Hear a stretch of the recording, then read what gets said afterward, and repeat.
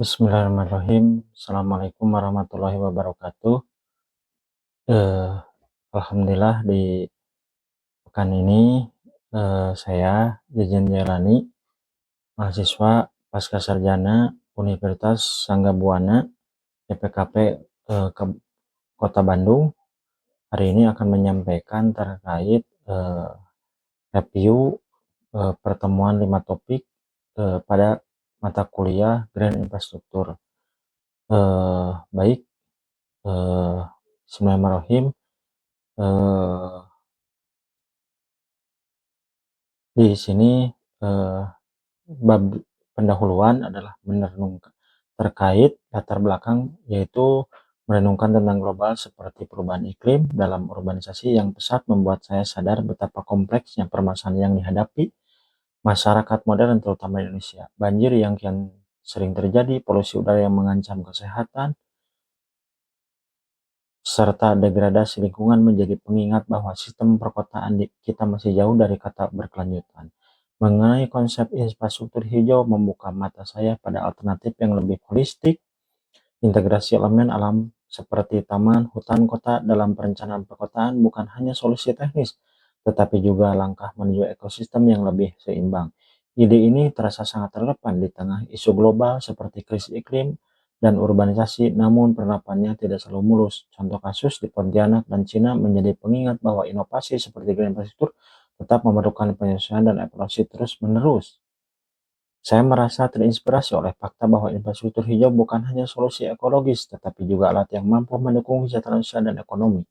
Namun, saya juga merenungkan tantangan teknis dan sosial yang dihadapi, seperti kurangnya kesadaran publik dan keterbatasan finansial. Hal ini membuat saya bertanya-tanya bagaimana saya sebagai individu atau bagian dari komunitas dapat berkontribusi pada penerapan konsep ini. Dengan mengikuti perkuliahan ini mengingatkan saya pada pentingnya keseimbangan antara kemajuan manusia dan perlindungan alam. Pembangunan berkelanjutan seperti diusung oleh Green Infrastruktur tidak hanya tentang teknologi, tetapi juga tentang membangun kesadaran kolektif dan tanggung jawab kita terhadap alam, bumi. Saya percaya langkah kecil kita hari ini menjadi bagian dari solusi besar di masa depan. Tujuannya dari pembuatan eh, apa review ini adalah memberi pengalaman dan pemahaman awal tentang infrastruktur hijau, menganalisa tentang serta peluang penerapan konsep di Indonesia, merefleksikan pelajaran dan perubahan pemikiran dalam mengembangkan green infrastruktur. Selanjutnya, refleksi dan analisis pengalaman awal. Pada awalnya pembelajaran saya memandang infrastruktur hijau hanya seperti taman kota atau penghijauan jalan raya, sebuah konsep yang tampak sederhana dan estetis. Namun, seiring berjalan perkuliahan, pandangan ini berubah secara signifikan. Saya menyadari bahwa seiring berjalannya perkuliahan, pandangan ini itu berubah secara signifikan. Saya menyadari bahwa infrastruktur hijau adalah solusi yang lebih kompleks dan mendalam, mencakup elemen ekologi, sosial, teknis, dan bertujuan menciptakan keberlanjutan jangka panjang. Pengalaman pertama yang membuka wawasan saya adalah studi kasus kolam retensi Andir di Bandung. Proyek ini membuktikan bagaimana ruang hijau dapat berfungsi lebih dari sekedar estetik dengan signifikan mengurangi risiko banjir tahunan yang menjadi permasalahan utama di kawasan tersebut. Melalui contoh ini, saya memahami bahwa infrastruktur hijau tidak hanya menawarkan manfaat langsung, tapi juga mengatasi dampak perubahan iklim yang lebih luas. Namun, penerapan infrastruktur hijau tidak selalu berjalan mulus. Pengalaman ini, contohnya di Pontianak, misalkan menunjukkan keterbatasan dan implementasi pedestrian dengan perkerasan berpori. Proyek ini yang bertujuan untuk meningkatkan daya serap air menghadapi kendala besar, mulai dari kurangnya perawatan hingga minimnya edukasi kepada masyarakat. Saya merenungkan betapa pentingnya peran komunitas dalam menjaga berlanjutan infrastruktur semacam ini. Kegagalan yang lebih besar terlihat pada konsep Spong City di Cina. Saat pertama kali diterapkan, ide ini terasa sangat menjanjikan menggunakan teknologi modern seperti taman resapan atau atap hijau yang mengelola air hujan, tetapi banjir ekstrim di Zhengzhou tahun 2021 mengungkapkan batasan perencanaan. Saya belajar bahwa meskipun inovasi penting, analisa risiko yang mendalam tetap menjadi kunci. Di perkuliahan ini juga membawa saya berbagai sektor lainnya seperti pertanian dan kehutanan. Di sektor pertanian, integrasi teknik agroforestry di daerah dataran tinggi membuktikan bahwa infrastruktur hijau dapat membantu mengatasi erosi tanah sekaligus meningkatkan ketahanan pangan. Namun, tantangan berupa keterbatasan dana dan teknologi jadi mengingat bahwa keberhasilan konsep ini membutuhkan dukungan lintas sektor. Melalui eksplorasi ini, saya menyadari bahwa infrastruktur hijau bukan sekedar solusi teknis, melainkan pendekatan holistik yang melibatkan kolaborasi antara manusia dan alam. Setiap keberhasilan seperti restorasi kawasan Sungai Wain di Kalimantan memberikan harapan bahwa keberlanjutan adalah tujuan yang dapat dicapai meskipun tantangannya besar. Setelah menghabiskan beberapa sesi kuliah, saya menyadari bahwa infrastruktur hijau mengajarkan pentingnya keterbatasan pikiran dan kemauan untuk terus belajar. Dari studi kasus di berbagai wilayah, saya memahami bahwa penerapan konsep ini memerlukan sinergi antara teknologi, kesadaran masyarakat, dan dukungan kebijakan yang kuat. Refleksi ini memberikan saya dorongan untuk berkontribusi meskipun dalam langkah kecil terhadap pembangunan berkelanjutan.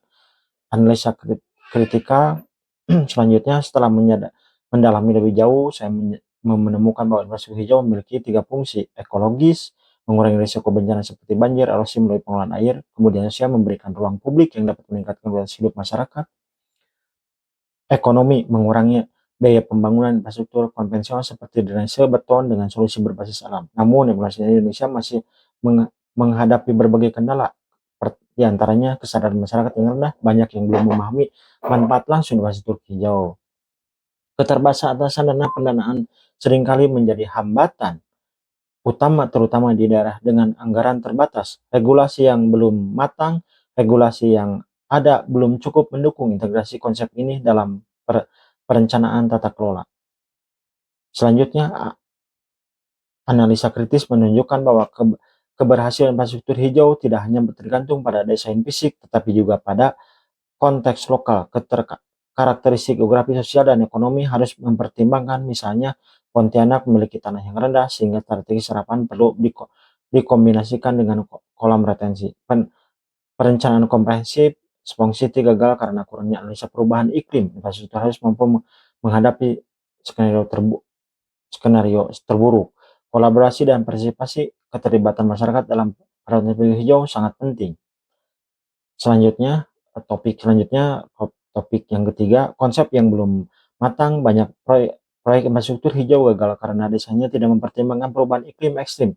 Misalnya, Spong City dirancang untuk hujan normal tetapi tidak memperhitungkan skenario curah hujan ekstrim. Partisipasi publik yang rendah di Pontianak, kurangnya kesadaran masyarakat tentang pentingnya infrastruktur hijau menyebabkan rendahnya dukungan dan pemeliharaan. Kelembagaan dan regulasi, dukungan regulasi yang kuat menjadi prasyarat keberhasilan. Di Cina, regulasi teknis untuk Spong City masih minim sehingga implementasinya masih kurang merata. Selanjutnya, topik 4 yang sama di konteks lokalnya, infrastruktur harus disesuaikan dengan kondisi geografis dan sosial ekonomi. Di Pontianak, desain perindustrian tidak memperhitungkan kapasitas curah hujan tinggi. Perencanaan banyak proyek Green infrastruktur gagal karena kurangnya analisa risiko terhadap perubahan iklim ekstrim. Kelembagaan, regulasi, dan kebijakan seringkali belum mendukung adopsi green infrastruktur. Selanjutnya, topik terakhir yang saya amati, pendekatan green infrastruktur memiliki banyak keunggulan namun tetap menghadapi sejumlah kendala. Manfaatnya adalah ketahanan ekosistem, agroforestry, meningkatkan cadangan karbon dan mencegah erosi tanah. Adaptasi iklim, ruang terbuka hijau membantu mengatasi banjir dan panas ekstrim di kota. Penguatan sosial ekonomi, pengelolaan hutan berbasis masyarakat menciptakan lapangan kerja sekaligus melestarikan keanekaragaman hayati. Kendalanya yaitu keterbatasan sumber daya, teknologi seperti drip irrigation memerlukan investasi awal yang tinggi. Kurangnya edukasi, banyak masyarakat kurang memahami manfaat jangka panjang dari green infrastruktur. Keterbatasan kebijakan, harmonisasi regulasi antar sektor seringkali tidak berjalan dengan optimal.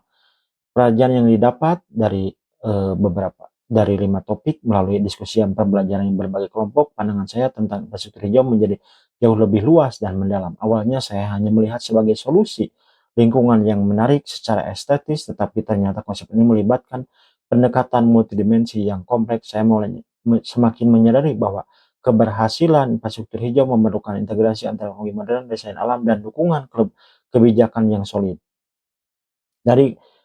Selanjutnya, saya belajar pentingnya pendekatan multidimensi dan perencanaan infrastruktur hijau yang melibatkan berbagai pemangku kepentingan. Hal ini membuat saya merenungkan peran penting edukasi masyarakat dalam menciptakan partisipasi aktif, karena proyek tanpa keterlibatan komunikasi seringkali kehilangan dan keberlanjutan. Contoh, Spong City di Cina menunjukkan bahwa solusi berbasis alam meskipun lebih lama tetapi memerlukan dukungan sosial yang memadai.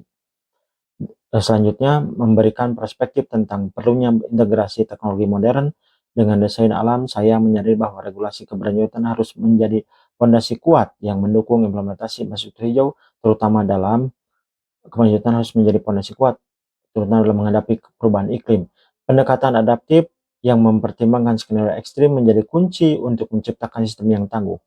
Selanjutnya, membuka wawasan saya tentang pentingnya pendekatan yang terpadu dalam infrastruktur hijau. Saya memahami bahwa integrasi dengan elemen abu-abu seperti teknologi modern pada kompetensi di Pontianak dapat meningkatkan ketahanan sistem. Selain itu, edukasi dan perlibatan masyarakat terbukti menjadi kunci keberhasilan. Hal yang saya sadari adalah pentingnya risiko yang mendalam, terutama menghadapi perubahan iklim, skenario cuaca ekstrim, perlu meningkatkan bahwa keterlibatan memerlukan kolaborasi integrasi manusia dan alam. Selanjutnya, topik selanjutnya yang menyadari bahwa infrastruktur hijau melakukan pendekatan hibrida dan menggabungkan elemen hijau dan abu-abu untuk meningkatkan efektivitasnya. Selain itu, edukasi masyarakat menjadi sangat penting karena partisipasi aktif mereka berperan besar dalam menjaga keberlanjutan infrastruktur. Hal ini yang saya perhatikan adalah pentingnya perencanaan jangka panjang yang mempertimbangkan dampak perubahan iklim ekstrim. Momen ini meningkatkan saya bahwa keberhasilan infrastruktur terletak pada sinergi antar teknologi. Kemudian tantangan dan sosial solusi melalui perkuliahan ini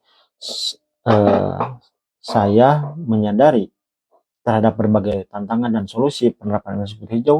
Saya menyadari bahwa keberhasilan membutuhkan pendekatan komprehensif dan kolaboratif. Tentang tantangan utama yang teridentifikasi adalah minimnya ahli di bidang infrastruktur, kurangnya koordinasi lintas sektor, rendahnya kesadaran masyarakat, serta keterbatasan pendanaan. Hal ini menegaskan bahwa infrastruktur bukan sekedar konsep tetap teknis, tetapi juga melibatkan dimensi sosial, ekonomi, dan kebijakan. Minimnya tenaga ahli menunjukkan perlunya investasi dalam pendidikan dan pelatihan untuk menciptakan sumber daya manusia yang kompeten di bidang ini. Saya memahami bahwa kapasitas teknis menjadi fondasi untuk menciptakan infrastruktur yang inovatif dan tangguh. Namun, tantangan teknis ini dapat diatasi tanpa koordinasi lintas sektor yang kuat. Ketidakharmonisan antara pemerintahan, sektor swasta, dan masyarakat seringkali menjadi penghalang besar, sehingga diperlukan mekanisme kolaborasi yang efektif.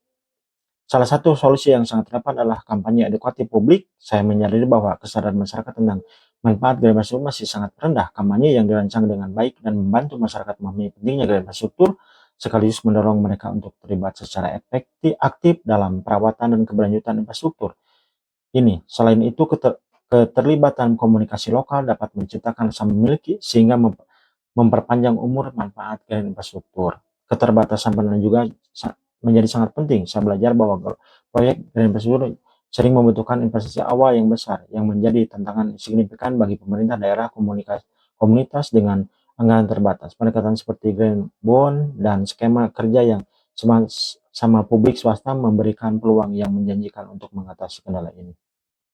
Lebih jauh, fragmentasi kebijakan antar sektor menjadi menghalang utama bermunculan green infrastruktur. Saya memahami bahwa untuk menciptakan ekosistem kebijakan yang mendukung diperlukan integrasi kebijakan lintas kementerian, pemerintah daerah, dan sektor terkait, belajar dan standar internasional seperti yang diterapkan di Uni Eropa. Saya menyadari bahwa green infrastruktur bukan hanya soal membangun taman kota dan nasi berbasis alam, tapi juga membangun kesadaran, kemitraan, kebijakan berorientasi pada masa depan.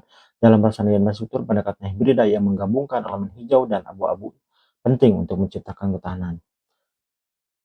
Selanjutnya, transformasi pemikiran selama proses perkuliahan ini saya telah mengubah cara pandang saya terhadap pembangunan berkelanjutan, terutama dalam memahami peran infrastruktur hijau. Apa yang sebenarnya dianggap sebagai elemen tambahan kini terlibat sebagai integral. Lebih dari itu, perkuliahan ini membawa saya adalah perubahan paradigma mendalam. Infrastruktur bukan lagi sekedar solusi lingkungan yang berdiri sendiri, melainkan strategi holistik yang merangkul dimensi sosial, ekonomi, politik. Perubahan ini tercermin dalam beberapa aspek, dan ternyata desain adaptif, merancang infrastruktur yang tanggap terhadap dinamika perubahan iklim, kolaborasi multi pihak, membangun sinergi antar dunia swasta, sektor dan sektor swasta. Fokus jangka panjang menyelaraskan desain ketiga. Fokus jangka panjang menyelaraskan desain dengan visi pembangunan yang berkelanjutan. Refleksi mendalam juga memotisi pentingnya pendekatan berbasis bukti dalam merancang dan mengevaluasi infrastruktur. Kesimpulannya adalah proses ini telah membawa wawasan kami tentang bagaimana infrastruktur hijau menjadi solusi yang tidak hanya menjawab tantangan lingkungan, tetapi juga memberikan manfaat sosial dan ekonomi yang signifikan melalui studi kasus di dalam dan di luar negeri, menjadi bahwa keberhasilan generasi itu bergantung pada sinergi antara edukasi masyarakat, pendanaan yang memenuhi, regulasi yang kuat. Kombinasi ini menjadi hanya memperkuat fondasi infrastruktur yang menjadi pendorong utama berkelanjutan. Pengalaman ini salah satu wawasan yang muncul dari praksi ini adalah pentingnya pendekatan integratif antara elemen hijau, biru, dan abu-abu. Misalnya pada sektor perkotaan, green menciptakan ruang hidup yang lebih nyaman dan mengurangi risiko banjir dan menurunkan suhu ekstrim di sektor pertanian. Ya. Namun refleksi ini juga menyertai tantangan besar. Keberhasilan infrastruktur bergantung pada perencanaan adaptif, dukungan kebijakan, partisipasi publik, inovasi teknologi. Begitu yang bisa disampaikan. Selanjutnya terakhir mungkin daftar pusaka infrastruktur, strategi approach of natural resource planning and conservation oleh Benedict. Kemudian masih Benedict, infrastruktur linking landscape and communication Islam Press tahun 2006. Yang tadi 2022, kemudian Chan dan Chen WY 2002, meeting financial challenge facing China is Strong City Program Xian Direct. Kemudian IPCC 2001, Climate Change 2001, Physical Essential Basis Intergovernmental Panel on Climate Change. Sekian yang bisa disampaikan. Di bawah dilampirkan saya link YouTube. Mudah-mudahan ada manfaat dari presentasi yang saya sampaikan di ini. Saya memahami ini menjadi manfaat bagi saya sendiri, umumnya bagi semua. Sekian yang bisa disampaikan. Wassalamualaikum warahmatullahi wabarakatuh.